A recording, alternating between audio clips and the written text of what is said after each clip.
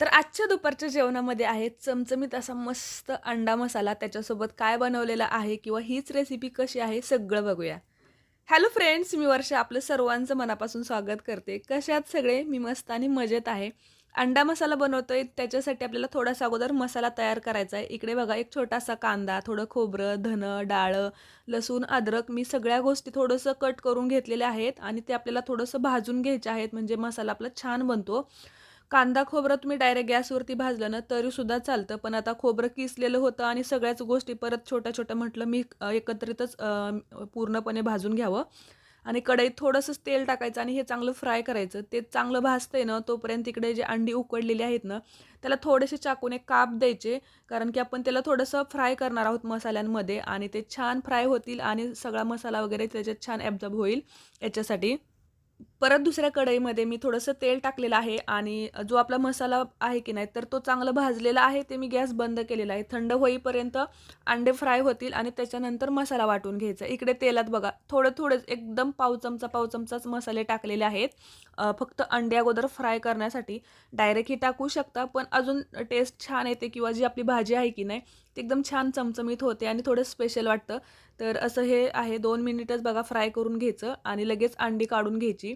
इकडे पूर्णपणे थंड झालेला आहे मसाला भाजलेला, तो अगोदर वाटून घ्यायचा. त्याच्यासोबतच कोथिंबीर पण वाटायची म्हणजे फ्लेवर पण छान येतो, म्हणजे भाजीला टेस्ट पण छान येते आणि कलर पण चांगला येतो.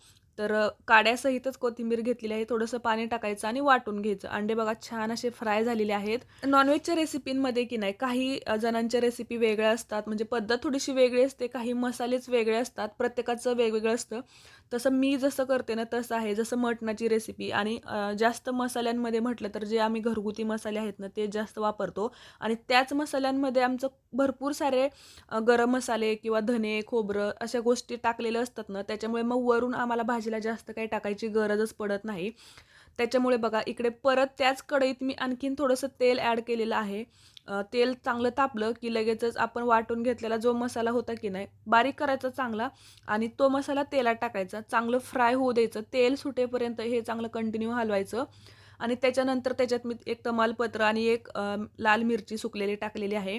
चांगलं फ्लेवर आणि चवही येते. तेल सुटलेलं आहे. आता याच्यात आपल्याला सुके मसाले टाकून घ्यायचे आहे. त्याच्यामध्ये बघा घरगुती काळं तिखट, लाल मिरची पावडर, गरम मसाला, हळद, मीठ टाकलेलं आहे.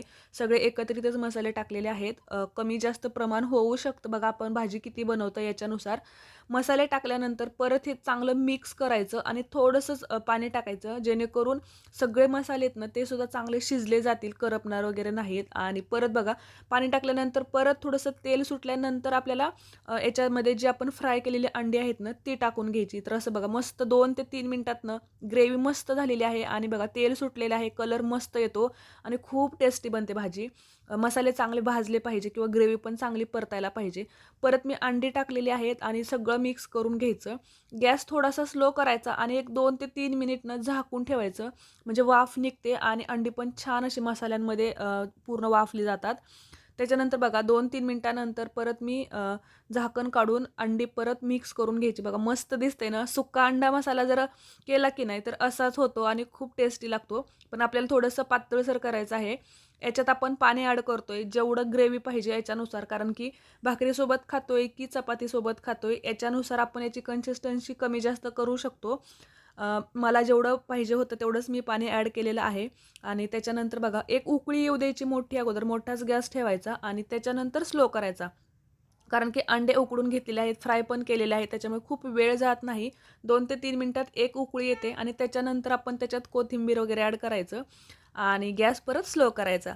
गॅस स्लो केल्याच्यानंतर परत थोडंसं नाही का तरी येते छान आणि भाजी पण मस्त एकदम रस्सा उतरतो. खूप टेस्टी बनते. एक 5 मिनिटानंतर बघा तुम्ही एवढी चमचमीत, खूप टेस्टी आणि दिसायलाच एवढी भारी दिसते आणि तशीच खायलासुद्धा तेवढीच टेस्टी झालेली होती. तर अशा प्रकारे अंडा मसाला किंवा अंडा करी म्हणा, मी असं बनवते. तुम्ही कसं बनवता? अजून काही वस्तू ॲड करता? सगळ्या गोष्टी सांगा. अंडे हे गावरान आहेत आणि कसे आले त्याची पण मी तुम्हाला स्टोरी सांगणारच आहे. एक शॉर्ट व्हिडिओ बनवते त्याच्यावरती. तर आजच्या दुपारच्या जेवणामध्ये मस्त असा अंडा मसाला, त्याच्यासोबत चपाती.